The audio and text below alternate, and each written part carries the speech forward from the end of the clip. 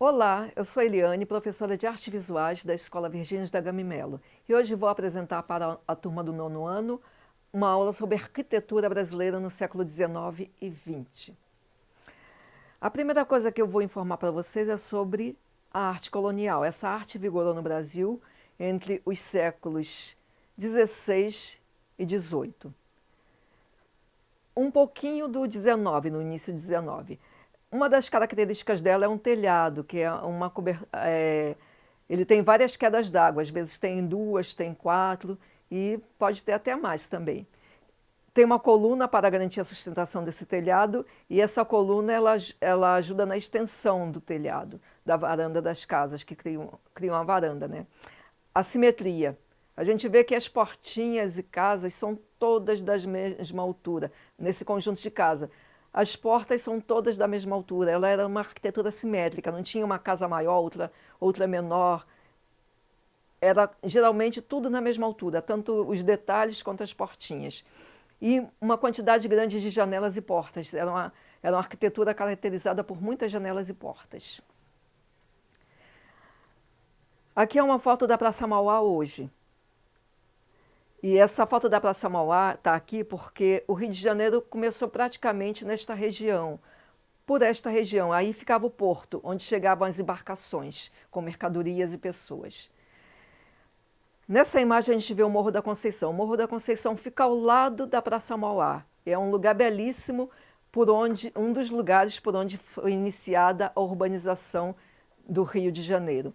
Você subindo o Morro da Conceição e dando a volta por trás do Valongo, você chega nesse local, que é a Pedra do Sal. Antes, nos séculos anteriores, 18, 17, 18 e 19, e antes também, o mar beirava essa pedra. E Pedra do Sal porque aqui era descarregado o sal.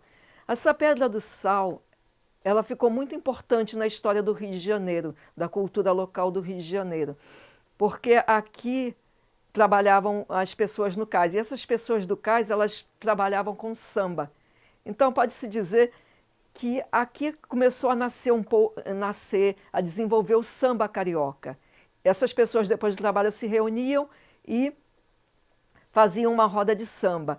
Nessa Pedra do Sal, aí não aparece, mas existe um bar que funcionou durante muito tempo. É um samba, o bar de um sambista muito conhecido no Rio de Janeiro.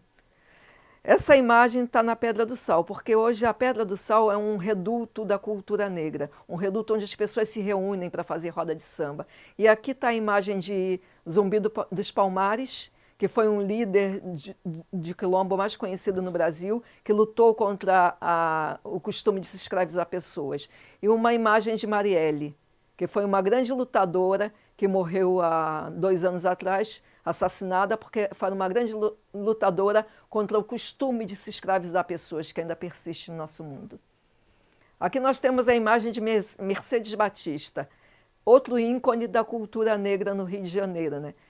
Podemos dizer até no Brasil, porque ela foi uma dançarina da dança afro, foi uma das pessoas que mais estimulou a dança afro.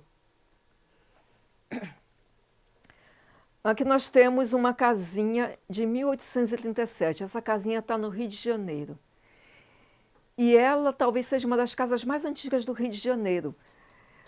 A gente vê que ela tem uma forte inspiração na arquitetura grega e romana, por esses símbolos que estão na sua fachada. Simétrico, um desenho bastante simétrico. A utilização de objetos sofisticados, como pedra e granito. A gente vê que na janela dela a gente vê a pedra, uma pedra que remete a essa sofisticação. Aqui não aparece, mas em geral essa arquitetura, que é arquitetura neoclássica, ela tem uma elevação nas edificações, com o uso de escadas na frente. E as construções ficavam no alto. Essa arquitetura chegou no Brasil em 1800. Dom João VI, fugindo de Napoleão, ele veio para o Brasil em 1800. Então, ele se estabeleceu no Rio de Janeiro, em 1808. Quando ele chegou, foi uma revolução, porque não tinha, ele veio com a corte. Não tinha casa para aquela gente toda. Então, o que se fez? Ponha-se para fora, botaram o povo que moravam nas casas para fora. Alguns, claro, que queriam bajular a autoridade, cederam suas casas. E outros foram expulsos mesmo, expulsos para poder abrigar a corte que chegava. Era uma multidão imensa. E nesse sistema tiveram que adaptar a cidade a essa nova população, uma população europeia que estava acostumada com outro requinte. O Rio de Janeiro, nessa época, era um local de ruas de barro, onde as pessoas faziam suas necessidades em pinicos e arremessavam pela janela o conteúdo, gritando: lá vai a água! Contam que as pessoas nessa época usavam capas impermeáveis para se proteger dessas possíveis quedas d'água que apareciam de repente pela janela. Então era um lugar horrível para se viver e tiveram que adaptar. Uma das adaptações foi que a partir de 1816 chegou no Brasil, no Rio de Janeiro, a Missão Le Breton, que trazia também, fugidos de Napoleão, pintores e escultores. E essa Missão Le Breton implantou a arte neoclássica, que tem essas características que eu já citei para vocês. São características do neoclássico. E foi tão forte a predominância dessa arte no Brasil, porque a Escola de Belas Artes foi fundada em 1824, ela estava no Rio de Janeiro, mas a sua influência se espalhou por todo o Brasil, que a gente vê aqui em Curitiba, casas com características neoclássicas, características classicizantes. A Lagoa Grande, o Teatro de Alagoa Grande. Olha a escada elevando, a escada característica do neoclássico elevando a construção. E a construção claramente neoclássica, um teatro belíssimo que nele foi inspirado o Teatro Santa Rosa, aqui da capital de João Pessoa. Esse teatro de Alagoa, o Teatro Santa Inês, ele foi construído antes do Santa Rosa, porque se o Santa Rosa foi inspirado nele, ele foi construído antes do Santa Rosa. E a gente vê que é classicizante em todos os seus elementos. Aqui é o solar da Marquesa de Santos, a famosa Domitila. Ele fica em São Paulo. Outro edifício com características neoclássicas também. A gente vê a simplicidade da parede, não existem muitos adornos na parede. Só a fachada, as pedras. Esses eram os adornos da arquitetura neoclássica, ela era sóbria. E a gente vê aqui uma fonte, essa fonte fica em Laguna, em Santa Catarina. Você andando pelo Brasil, em todo lugar, em toda cidade, quase toda cidade que você anda, principalmente nas capitais, você vai encontrar arquitetura com elementos classicizantes, elementos neoclássicos. Isso perdurou até meados do século XIX, um pouco depois, porque foi muito forte a influência da Escola de Belas Artes no Rio de Janeiro. Mas, ainda no século XIX, começou a surgir uma nova tendência, que era essa tendência, a do Teatro Municipal do Rio de Janeiro. A gente vê aqui que ainda predomina um prédio com uma estrutura neoclássica. A gente vê a escada na frente dele, mas aí já aparecem outros elementos decorativos. Essa arquitetura levou o nome de eclética. A gente vê que percebe-se aí no Teatro Municipal do Rio de Janeiro um desenho Art Nouveau e uma estrutura neoclássica, como a escadaria na frente do prédio e as pilastras também. Mas ela é um prédio cujas paredes recebem um maior número de decoração, que era uma característica desse novo estilo. Aqui nós vemos o edifício dos Correios, que onde funciona hoje a administração da Prefeitura Municipal de João Pessoa. E é um edifício em estilo eclético, porque as paredes, apesar dele lembrar muito o neoclássico, ele tem a escadaria na frente, ele tem três classes de janelas, né? Ele lembra muito o neoclássico, mas ele tem frisos na parede. Então isso coloca dentro do eclético por causa dessa decoração nas paredes, do estilo eclético. E aqui nós temos um palácio também eclético que tem as características classicizantes e da Art Nouveau. É o Palácio Morro. Infelizmente ele foi demolido com a renovação da cidade do Rio de Janeiro, a reestruturação da cidade no início do século XX. Aqui nós temos um prédio eclético de João Pessoa. A gente vê a escadaria, ó. Aí, então, por ter essa escada que dá acesso ao prédio, ele está colocado dentro de ele está colocado acima do nível do chão, né? Então isso é uma característica do neoclássico, mas o desenho dele é eclético. Apesar de suas paredes não ter muita decoração, mas ele tem uma decoração na fachada e decorações também nas colunas.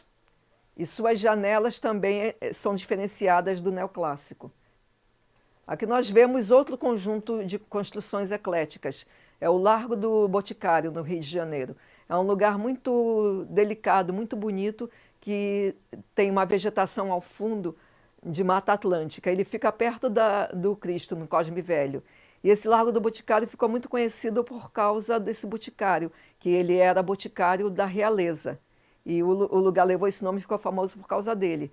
É um lugar que estava abandonado, mas recentemente foi comprado por uma empresa de hotéis e vai ser reformulado. Eu espero que eles mantenham as características que eu já entrei nessa casa. A pessoa que morava aí, ela cobrava uma certa quantia e a pessoa podia visitar. São casas lindíssimas por dentro. Aqui nós temos outro modelo do eclético, é a Praça da Cruz Vermelha, no Rio de Janeiro. São vários prédios ecléticos que a gente... São prédios que mantêm as características do eclético, que é o desenho, as curvas, né, o desenho Art Nouveau e a decoração nas paredes. Outra casa de 1913, também casas do modelo da arquitetura eclética, que predominou nesse início de século no Brasil.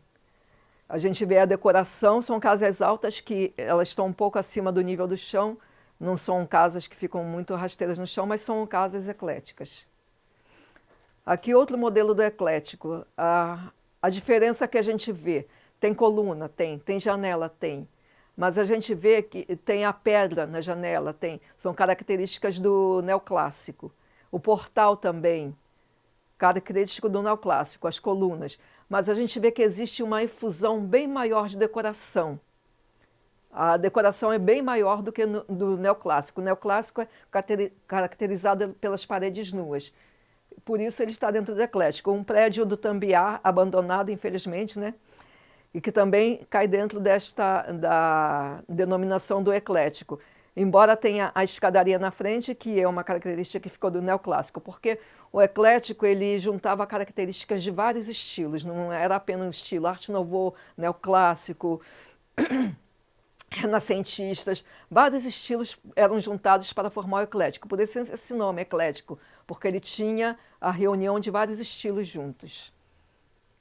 E aqui nós temos o Paço da Liberdade, um edifício belíssimo de Curitiba, já foi a administração municipal de Curitiba, e é um edifício eclético com desenho Art Nouveau. Ele manteve uma característica que é interessante. Curitiba, a arquitetura de Curitiba, ela tem a característica de ser grandiosa. Quando a gente chega perto da Universidade Federal de Curitiba, a gente vê aquele prédio imenso, com colunas imensas. Então, em todo o Paraná, quando você anda pelo Paraná, você encontra uma arquitetura grandiosa. E esse prédio tem uma grandiosidade, quando você chega perto dele, você é mínimo e você vê aquela coisa belíssima, grandiosa. Ele se impõe, uma arquitetura que se impõe. E é outro modelo de arquitetura eclética. Bem, foi isso que eu apresentei para vocês no nono ano, a arquitetura eclética que predominou no século XVIII, no século XIX e no início do século XX. E eu queria que vocês fizessem uma atividade para escolher um desses prédios e fazer a fachada dele, desenhar a fachada do prédio, ok? Fiquem com Deus, muito obrigada